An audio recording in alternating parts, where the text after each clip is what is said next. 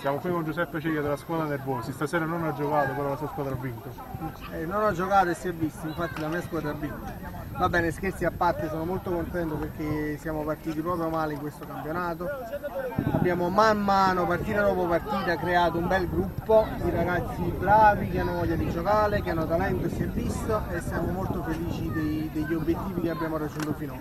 Questa sera c'è l'ipoteca Champions per la nostra squadra. Sì, fortunatamente abbiamo raggiunto questo obiettivo importante, visto che la vetta per noi ormai era diventata irraggiungibile, però va bene così, cercheremo di migliorare ancora e speriamo bene. Un saluto a tutti. Okay, grazie. Siamo qui con un fabbricatore della squadra Planet, questa sera in 7 avete resistito per più di un tempo, poi avete ceduto il passo ai Nervosi. Sì, infatti un po' meno si è fatto sentire in mezzo al campo, però abbiamo iniziato bene la partita, con i vantaggi ci siamo fatti mandare un buon risultato che potevamo conquistare. Ora l'ultima giornata si decideranno i giochi sulla Champions. Sì, infatti speriamo che l'ultima giornata ci saranno tutti perché abbiamo sempre problemi di formazione.